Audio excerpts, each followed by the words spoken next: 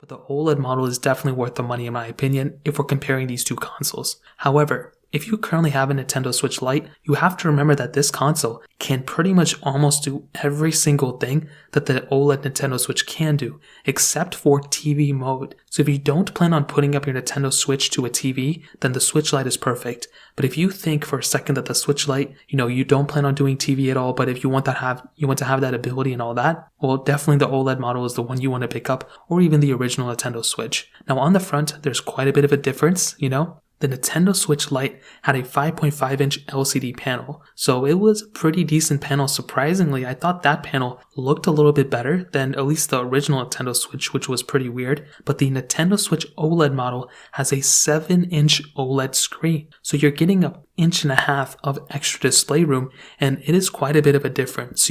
It's almost in the same size as the original Nintendo Switch, but the Switch Lite is much better for smaller, if you're somebody who wants to throw something in a book bag and move on. Well, the Switch Lite not only is smaller, but there's a lot less moving parts with something like a Switch Lite compared to something like an OLED Switch. So definitely keep that in mind. So when we're looking at the displays, there's a massive difference. The OLED Switch definitely looks better, in my opinion, than the Switch Lite for a fact. Now on top of that, another big thing between these two is that the Switch Lite, the controllers and Joy-Cons are built into the console. With the OLED Switch, they are built out. So you can take them out, you can do all this other stuff with them, and you can replace them. This has been one massive issue for the Nintendo Switches, is Joy-Con drifting and just so many issues with Joy-Cons. The bad thing about the Switch Lite is you can't really replace these Joy-Cons unless you know what you're doing. You can send it into Nintendo, they can fix it, but it is kind of one of those things that it's not if it happens to you, it's when it happens to you. I've had Joy-Cons that have drifted.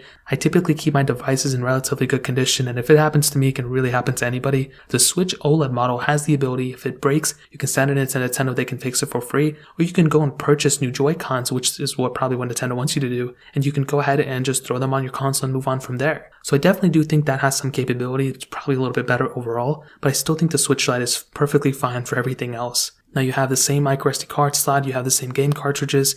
Really everything is pretty much exactly the same except for the actual docking capability. There is no docking capability for the Nintendo Switch Lite, but with the OLED Switch, not only can you go and connect it to an actual, TV, but on top of that, the new dock has an ability to essentially put in a wired, Ethernet cord if you want to. That is